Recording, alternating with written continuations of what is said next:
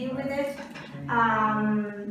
Well, I try to adapt it to a imaginary group, which I chose 5th form primary school. They have an elementary level. And the subject or the cross-curricular content will be natural sciences, because the project is about the Earth, its characteristics, its movements, but also environmental issues and conservation.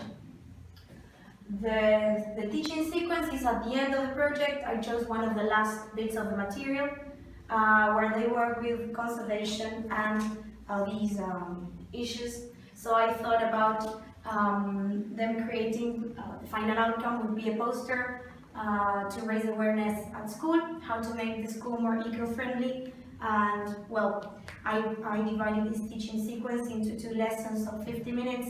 At the same time, each lesson is divided into preparation, core, and follow-up tasks. And I think it would be ideal to have at the beginning of the lesson time to discuss the learning objectives, and at the end of the lesson to have some sort of self-evaluation or self-assessment where students can go back to the objectives and see if they have achieved them. Of course, the learning objectives are defined by strategies and content, not only by grammar or language. And in the sequence, I try to include the different tasks that we have seen here in the course, such as picture this, think, pair, share, and some of the ones you've already mentioned, and as well as other tasks where students have to classify, repeat, identify, evaluate, organize, and then finally create. And of course, the idea is that every student transitions this taxonomy at their own pace.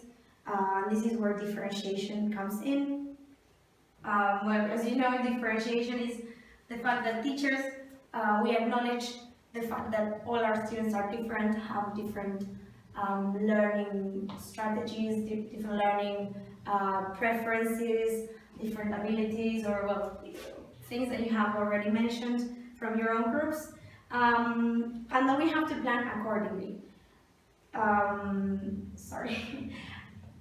The differentiation can be achieved in terms of tasks, time allowed to carry out those tasks, and also outcome. And also I thought about tiering, that is layering, also tiering activities and tasks in terms, for example, of levels of thinking, complexity, and level of readiness of students. Well, I put some sample tasks, but maybe they're a bit long. What I wanted to say is that, for example, one of the final tasks, this is a core task of the 2nd class, so this is almost at the end.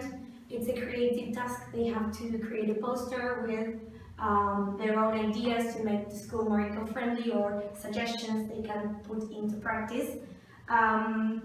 Here I chose to do a gallery walk where they display their posters in the classroom, and within each group, which will be selected by the teacher again, some of the students will stay with the poster explaining what they've done, or maybe just reading their ideas, or because this is primary school, so it's not like secondary school.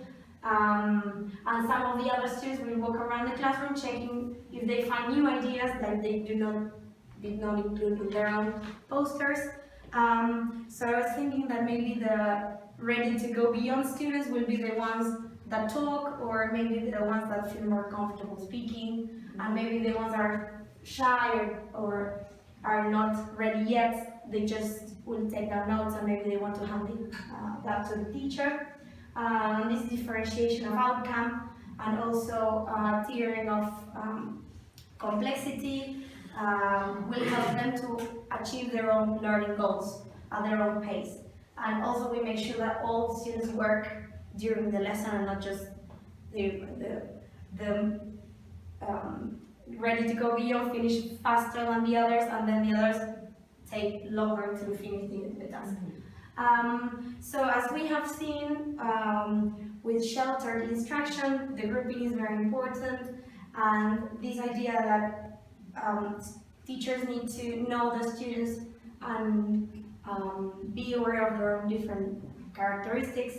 I know that this can be a great deal of work on the part of the teacher, but it's part of making learning more effective for all our students. And well, to conclude, I'm going very fast, I'm sorry. I chose this quote that is in my mind since I finished the practicum at university. It's by Widdowson, who says that well, the value of theory is not that it's persuasive, but it's provocative. That is, you do not apply it, you appraise it, and you use it as a catalyst for reflection on your own teaching circumstances. That is, you take bearings on your own practice.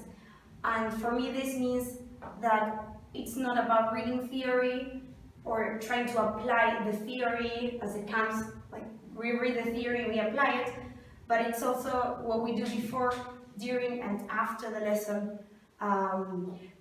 to reflect upon and improve our own teaching practice, which will lead to more effective learning for our students.